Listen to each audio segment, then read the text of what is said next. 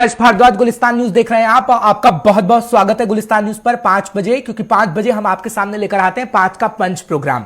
और 5 के पंच प्रोग्राम में जम्मू कश्मीर की तमाम खबरें होती हैं, साथ ही साथ बात करते हैं देश भर की खबरों का और दुनिया से भी कुछ खबरें आपको हम पहुंचाते हैं 5 के पंच प्रोग्राम में। लेकिन करना इतना है कि प्रोग्राम फेसबुक पर लाइव जा रहा है।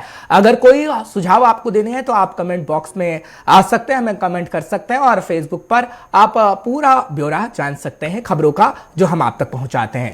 लेकिन इंस्टाग्राम पर भी आप आ जाइए, साथ ही साथ ट्विटर अकाउंट पर भी, कू ऐप पर भी आप आ सकते हैं, यानी कू पर भी आइए। गुलिस्तान न्यूज का ऐप भी आप डाउनलोड कर सकते हैं ताकि चलते फिरते भी आप खबरों को पा सकें। साथ ही साथ गुलिस्तान न्यूज की वेबसाइट पर भी आप आइए और विजिट करिए। आपको खबरों से खबरदार करना हमारी जिम्मेदारी है, सो हम करते रहेंगे। लेकिन आपकी जिम्मेदारी है खबरों को देखना, समझना और ये परखना कि राजनेता क्या कर रहा है जिससे आप वोट देते हैं। तो शुरुआत करते हैं खबरों की 5 तस्वीरों के साथ। एक एक करके तस्वीर आपको दिखाएंगे फॉर्मेट के हिसाब से, जो 5 तस्वीरें आपको बताएंगे कि पूरे दिन कौन सी खबरें सुर्खियों में रही हैं, जो शाम 5 बजे आपको पता लग जाती हैं। पहली खबर, अमृतपाल, क्योंकि खालिस्तानी समर्थक अमृतपाल को लेकर हो हल्ला लगातार जारी है। अमृतपाल को लेकर सिर्फ भारत के अंदर हो हल्ला नहीं हो रहा है, विदेश के अंदर भी हो हल्ला हो रहा है। लेकिन भारत का जब हम जिक्र करते हैं तो खालिस्तानी समर्थक अमृतपाल अभी भी फरार बताया जा रहा है। अभी थोड़ी देर पहले जब हम स्टूडियो के अंदर आ रहे थे तो 5 से 10 मिनट पहले पुलिस की तरफ से प्रेस कॉन्फ्रेंस की गई है और बाकायदा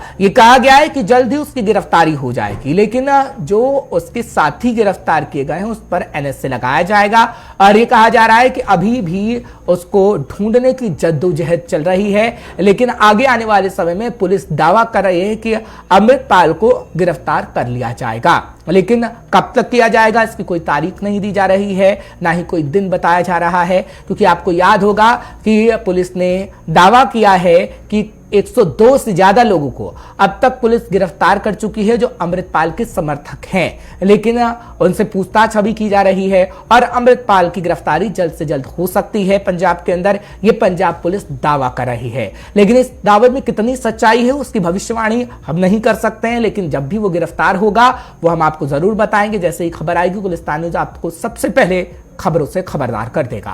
फिलहाल दूसरी तस्वीर आपको दिखाएंगे और आपको बताएंगे कि आखिर खबर क्या है। दरअसल जो दूसरी तस्वीर आप देख रहे हैं वो राहुल गांधी और मल्लिकार्जुन खड़गे की तस्वीर है, क्योंकि राहुल गांधी आज पहली बार जब से भारत जोड़ो यात्रा कर रहे हैं भारत के अंदर, अब वो कर्नाटक के अंदर पहुंचे हैं। क्योंकि भारत जोड़ो यात्रा आपने देखा किस तरीके से उनकी रही, लेकिन उनके बाद उन्होंने कहीं दौरा नहीं किया।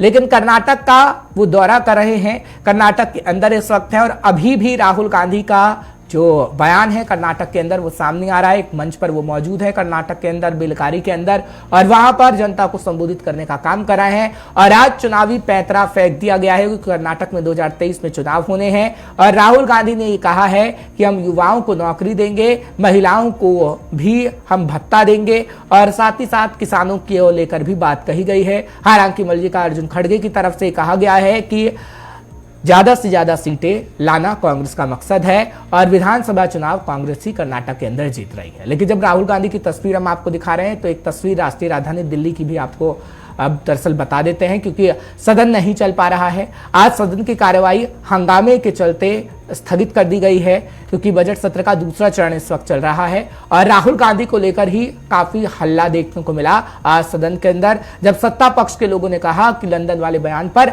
राहुल गांधी माफी मांगे। लेकिन विपक्ष जेपीसी की मांग अडानी मुद्दे पर करता रहा।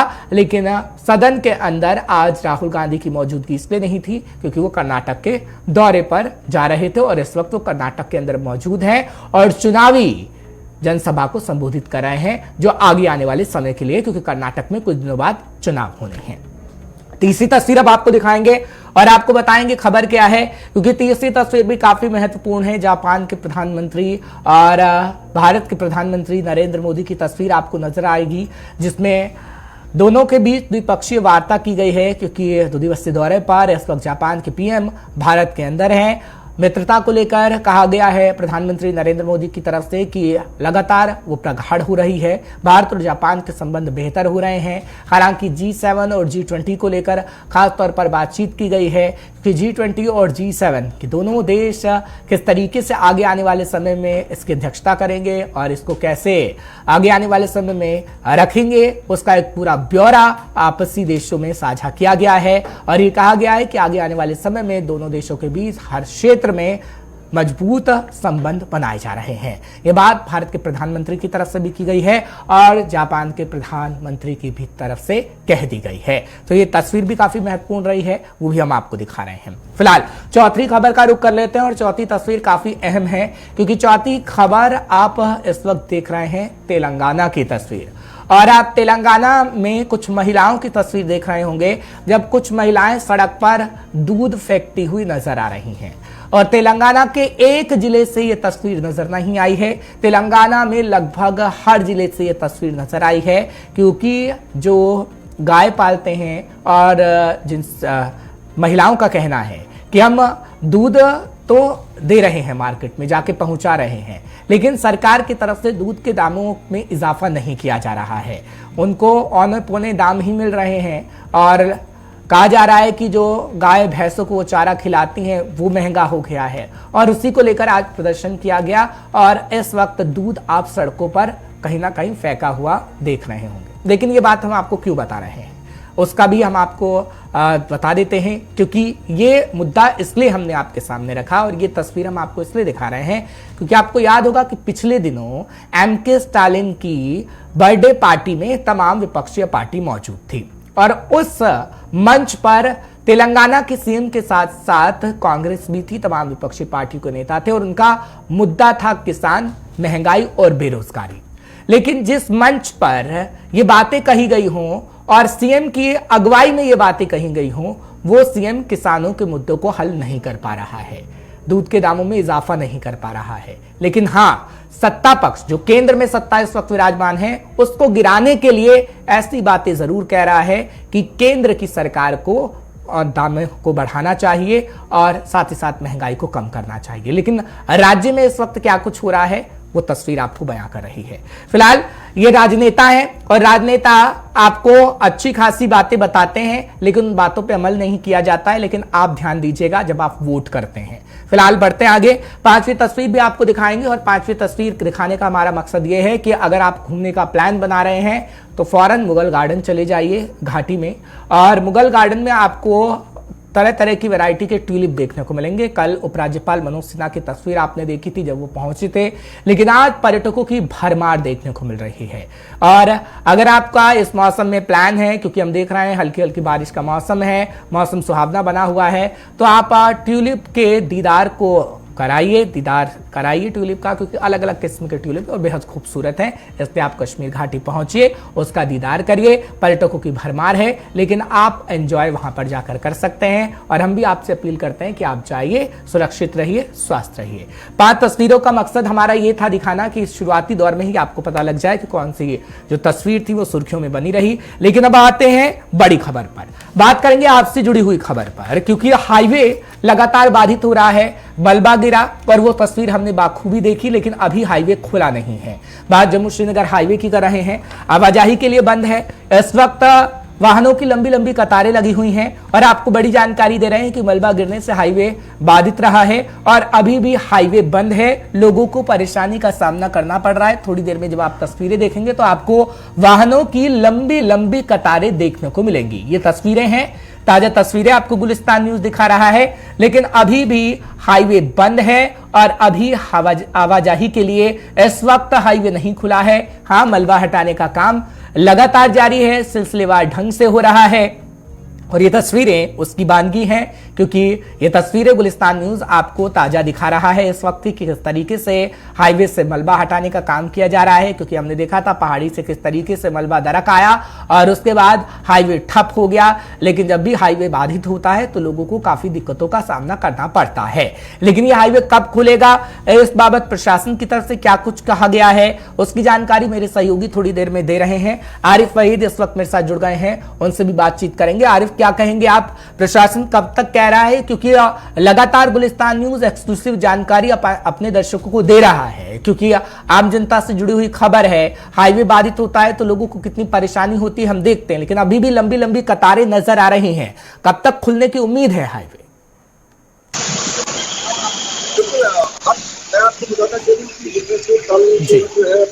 जो है वो देखने को मिला और साथ में अगर देखें तो सुबह 6 बजे से ही जो है वहाँ पर जो शालगढ़ी चबलवास के मकाम पे जो सरफेस में जी। कुछ दिक्कतें थी जो मलबे की वजह से जो है वहां पर सरफेस बुरी हो चुकी है, तो उसके चलते जो है ट्रैफिक मूवमेंट में जो है काफी ज्यादा सुस्त रफ्तारी देखने को मिलती थी। और दिन के टाइम में भी जो है ये जो मलबे का सिलसिला जो है वो भी हाईवे पे खिसकता नजर आ रहा था। और रामगढ़ के इलाके से जो है वहाँ पर भी जो है यानी जो कैप्टेरिया मोड़ का इलाका है वहाँ पर भी शूटिंग फिल्म के हल्के हल्के मामला देखने को मिले, जिसके चलते फिर एहतियाती तौर पर जो है जम्मू से राष्ट्रीय राजमार्ग को बंद ही करना पड़ा।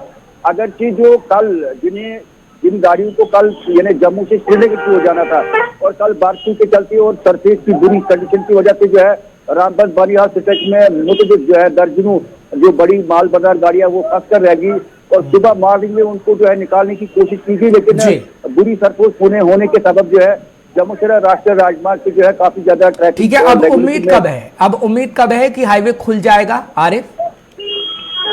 जी बिल्कुल हर्ष, मैं आपको बताता चलूं कि उम्मीद ये है कि मतलब चंद घंटों के बाद जो है हाईवे को खुलने के इम्कान रोशन है, लेकिन इसके साथ में जो है आज ही अभी तकरीबन 1 घंटा पहले जो है शालगढ़ी चंबलवास के इलाके में दूसरी जगह पे जो है रोड का एक हिस्सा जो है वो दस गया है, जहाँ पर सिंगल वे जो है ट्रैफिक को निकाला जाएगा। लेकिन जिस तरह से मौसम विभाग का भी मानना है कि इस हफ्ते जो है बारिश का सिलसिला जो है वक्त से जो है रह सकता है, तो उसमें ठीक है आरिफ, मौसम वैज्ञानिकों से हमारी बातचीत हो रही है, वो ये कह रहे हैं कि अभी मौसम और भी खराब होने की संभावना है। अभी हम देख रहे हैं कि मलबे को हटाने का काम लगातार जारी है।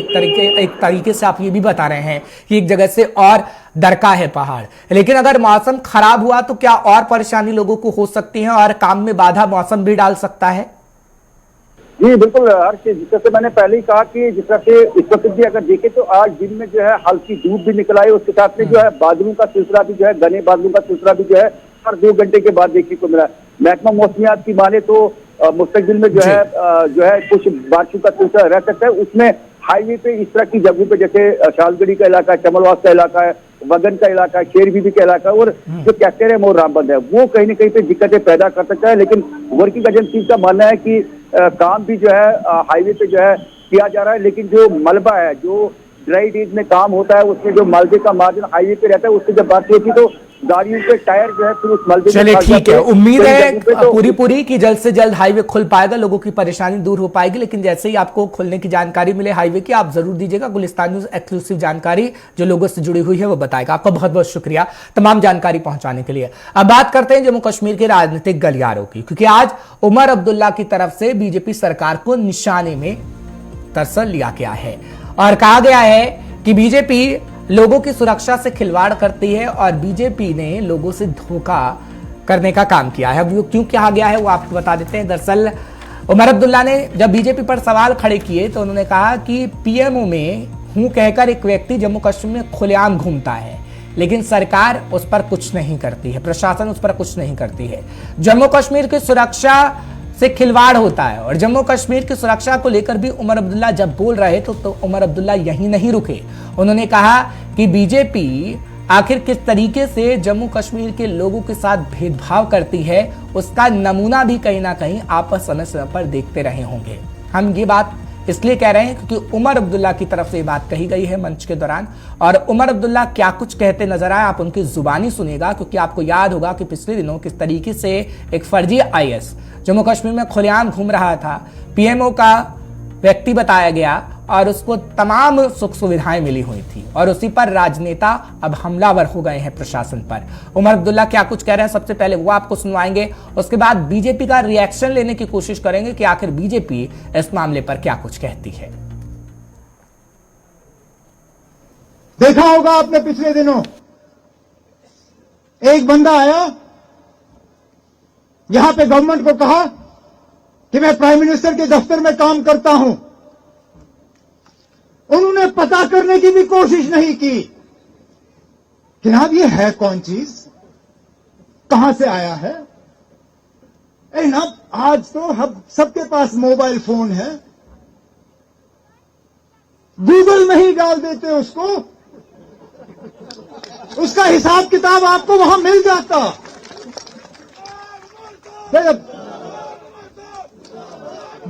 बजाय ये कि उसका हिसाब किताब पता करें, उसको सिर्फ इतना ही कहना था कि मैं प्राइम मिनिस्टर के दफ्तर से आया हूं। ये लेट गए सब उसके सामने, लेट गए, कहा जो चाहिए आप ले लो। है ना, हमारे यहां साथी हैं जो मिनिस्टर रहे हैं, जिनके खिलाफ हमले हुए हैं, ये अगर हाथ जोड़ के भी मांगे इनको एस्कॉर्ट गाड़ी नहीं मिलती, बुलेट प्रूफ गाड़ी तो दूर की बात।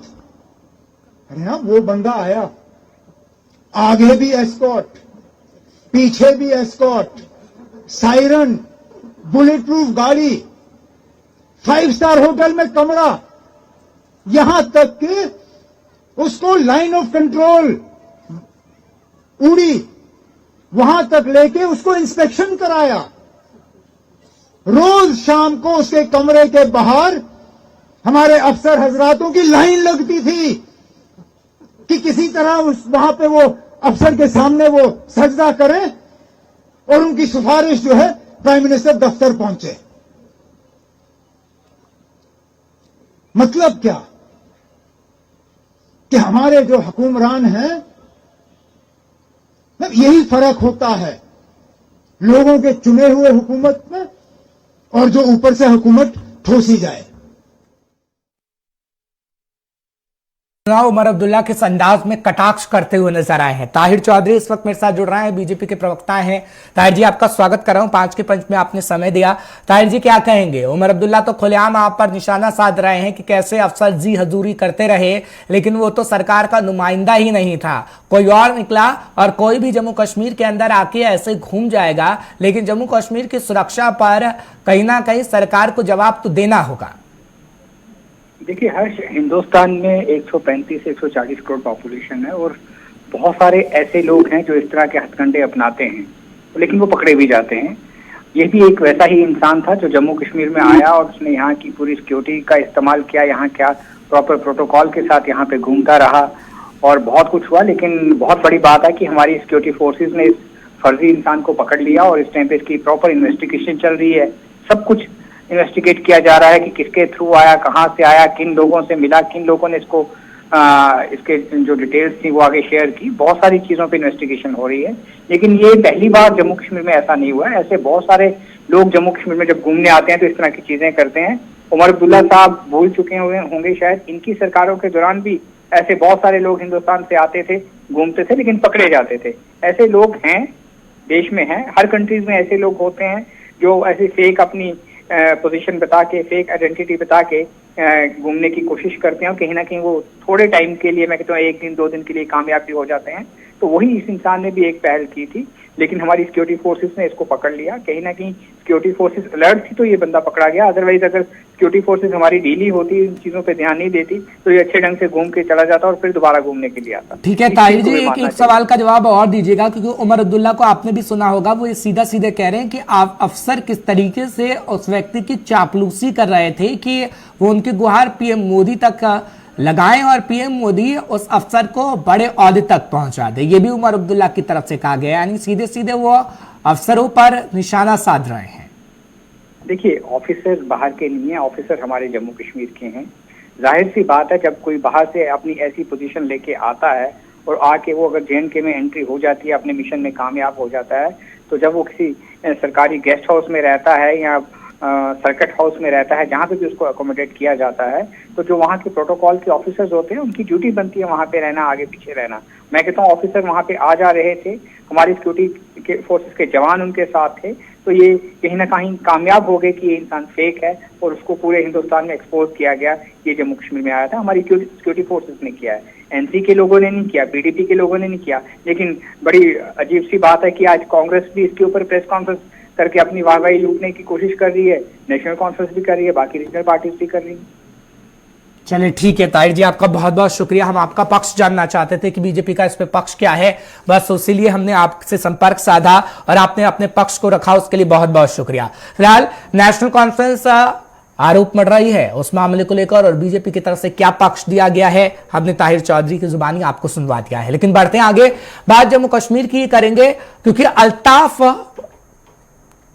बुखारी की आज आपको बात इस वक्त सुनाएंगे, क्योंकि अल्ताफ बुखारी की तरफ से उमर अब्दुल्ला के साथ देने की बात कही गई है। उमर अब्दुल्ला याद होगा, नेशनल कॉन्फ्रेंस के लीडर, जम्मू कश्मीर के पूर्व सीएम, किस तरीके से कह रहे थे कि जम्मू कश्मीर में चुनाव होने चाहिए। आज उनकी हां में हां मिलाते हुए अल्ताफ बुखारी भी मैदान में आ गए, लेकिन बीजेपी पर कटाक्ष करना भी अल्ताफ बुखारी नहीं भूले हैं। सबसे पहले इस राजनीतिक बयान को आप सुन लीजिएगा, अल्ताफ बुखारी अपनी पार्टी के नेता क्या कुछ कहते हैं, उसके बाद एक और खबर आपको बताते हैं।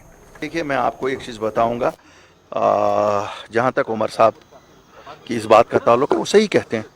क्यों? इलेक्शन तो बीजेपी ने कराने हैं, यहाँ इलेक्शन कमीशन ने कराने हैं, लेकिन बीजेपी ने कराने हैं। और जैसे वो देरी कर रहे हैं तो लगता है कहीं डर ही रहे हैं। और ये बात सच है, बीजेपी को अपोज करना, अगर नेशनल कॉन्फ्रेंस कहती है कि हमारा ये फ़र्ज़ है, इसी तरह हर एक जो हम भी अपोजिशन के स्पेस में भी हम भी, हमारे लिए तो हर एक अपोजिशन है। उनके लिए शायद बीजेपी अपोजिशन हो सकती है, हमारे लिए नेशनल कॉन्फ्रेंस भी है, बीजेपी भी है, कांग्रेस भी है, पीडीपी भी है। सब ये तो हर एक जमात अपनी विरोधी जमात के खिलाफ ही होती है और उनको रोकने की कोशिश करती है। इलेक्शन तो उसी का नाम है ना, बाकी लोग पावर का सरचश्मा है, जिसको देंगे वही बनेगा। ठीक है, पहले तो ये जो क्वालिफिकेशन डिसक्वालिफिकेशन का एक नया एक खौफ हरास का माहौल पैदा किया जाता है। मेरी लेफ्टिनेंट गवर्नर साहब से गुजारिश होगी कि लेफ्टिनेंट गवर्नर साहब, जो आपके अफसरान हैं, शायद खौफ हरास का माहौल कायम करना चाहते हैं। कश्मीर में अमन हुआ है सबकी मेहनत से, लोगों के मेहनत से। लोगों ने पिछले 3 साल में बहुत कुर्बानी दी है इस अमन के लिए। आपने बड़ी मेहनत की है, मैं तो इंतज़ामिया को भी कहता हूँ, उन्होंने भी मेहनत की है। Why are they trying to disturb the peace of mind of people. जो लोग रिहेबिलिटेट हुए हैं, अब हर एक को, किसी को कहते हैं तुम्हारा बाप दादा पोता कोई था मिलिटेंसी के साथ। ये शेर और बकरी का किस्सा कब तक चलाएंगे? अली साहब, ये this is not what is known as new Kashmir. नया कश्मीर का ये मतलब नहीं है कि सबको बेघर करना है, सबको आपको डरा के ही रखना है, धमका के ही रखना है। मुझे तो नहीं मालूम है कि आप किस नज़रिए से इसको देख रहे हैं। मेरी गुजारिश होगी कि आप ज़रा इस पे देखिए, और शायद अफसरान अपने आप को more loyal than the king prove करना चाहते हैं। This won't be allowed. ये तो अलग चीज़ है। हम लोगों का अगर कोई डायरेक्टली इन्वॉल्व है मिलिटेंसी में, इस वक्त इन्वॉल्व है, आप कहते हो शेर और बकरी, 90 में कोई इन्वॉल्व था, आज भी क्यों जी? उसका बेटा, उसका बाप, क्या उसको आप वही देना है? फिर क्या उसके लिए क्या आपने वहाँ बंगाल का समंदर रखा है जहाँ उसको बंगाल के समंदर में फेंकेंगे? क्या उनको जीने का हक नहीं है? हम रोज़ रोज़ क्या कहेंगे लोगों को? क्या आप लोग ये कर रहे हैं? अमन आपके पास है, हर एक चीज़ है आपके पास। अगर कोई 20 साल 25 साल पहले किसी को, उस वक्त एक माहौल वैसा था। आप आज आए हैं, आप 2020 में आए हैं, आप 2000, काश आप 2000 पहले की पोजीशन जानते, काश आप 1990, 91, 92 की पोजीशन जानते। जो लोग अब जिन्होंने छोड़ दिया है, जिनकी जहनों में तब्दीली आई है, यही तो मकसद था जहनों में तब्दीली लाने का। आज फिर हम लोगों को कहते हैं आओ जी आपकी रिवेरिफिकेशन, अब आपको ये, कब तक ये होगा? ये शेर और बकरी का किस्सा बंद होना।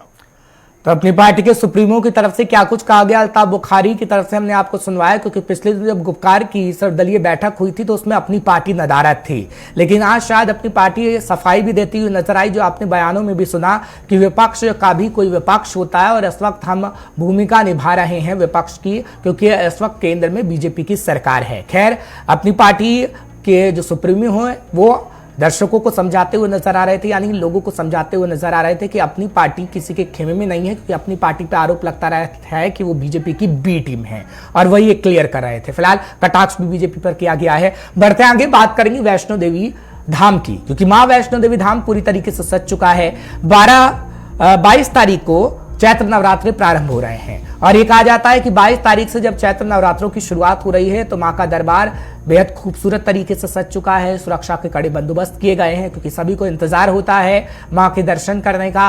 और वैष्णो देवी धाम पर काफी संख्या में भक्तों का तांता लगता है जब चैत्र नवरात्र होते हैं, और फूलों से पूरा दरबार सज चुका है। फिलहाल आपको जानकारी इस वक्त की दे रहे हैं, क्योंकि अगर वैष्णो देवी धाम आप पहुंच रहे हैं तो आपको माता के दर्शन तो अवश्य होंगे, लेकिन भव्य नजारा धाम का देखने को मिलेगा, क्योंकि फूलों से वैष्णो देवी धाम पूरी तरीके तरीके से सजा हुआ है और 22 तारीख से जब चैत्र नवरात्र की शुरुआत हो रही है तो सुरक्षा के कड़े बंदोबस्त भी किए गए हैं, क्योंकि नया साल हो या फिर नवरात्रों का महीना हो, हम देखते हैं कि नवरात्र जब आते हैं तो उस 9 दिन कितनी लाखों की संख्या में पहुंचते हैं श्रद्धालु और सुरक्षा के कड़े बंदोबस्त भी प्रशासन की तरफ से किए जाते हैं और इस बार भी सुरक्षा के कड़े बंदोबस्त किए गए हैं। लेकिन तस्वीरें आपको दिखा रहे हैं कि किस तरीके से फूलों से पटा हुआ है पूरा धाम, मां वैष्णो देवी धाम। और इस वक्त मां वैष्णो देवी धाम पर पूरी तैयारी भी कर ली गई है कि अगर भक्त पहुंच रहे हैं तो उनको कोई परेशानी ना हो।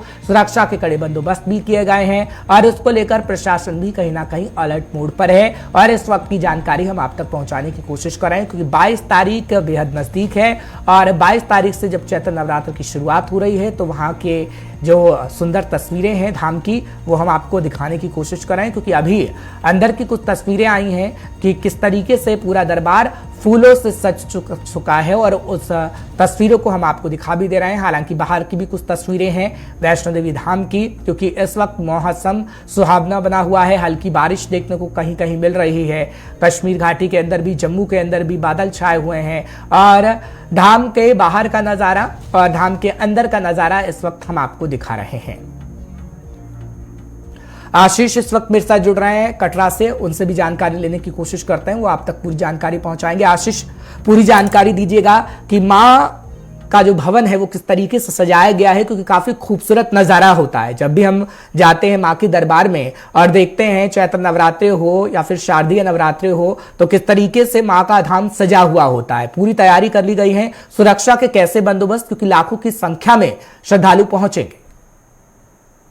सर हम आपको बात बताएं, जैसे ही माँ वैष्णो देवी का दरबार हर साल नवरात्रा में सजा होता है और हम आपको एक बात और बता दें कि जो नवरात्रा की जो सजावट है जो माँ वैष्णो देवी के दरबार की अगर हम बात करें तो माँ वैष्णो देवी के दरबार की जो सजावट है वो अंतिम चरण में है और 22 तारीख को जो भी श्रद्धालु माँ वैष्णो देवी के दरबार में दर्शनों के लिए आएंगे उनको जो माँ का दरबार है वो देशी विदेशी फूलों से सजा हुआ मिलेगा। सर चलिए ठीक है आशीष, आपका बहुत बहुत शुक्रिया तमाम जानकारी पहुंचाने के लिए। फिलहाल धाम सज चुका है, सुरक्षा के कड़े बंदोबस्त कर लिए गए हैं, लेकिन आप अपना बहुत बहुत ख्याल रखिएगा और साथ ही साथ अगर आपको धाम पे जाना है तो आप जाइए, क्योंकि 22 तारीख से नवरात्रों की शुरुआत हो रही है और रमजान का पाक महीना भी शुरू हो रहा है, तो आप अपना बेहद ख्याल रखिए, एंजॉय करिए। हमें इजाजत दीजिएगा, क्योंकि 5 का पंच लेकर कल फिर आपके सामने 5 बजे हाजिर होंगे, लेकिन छोटा सा ब्रेक के उस पार ग्राउंड रिपोर्ट आपके सामने होगा।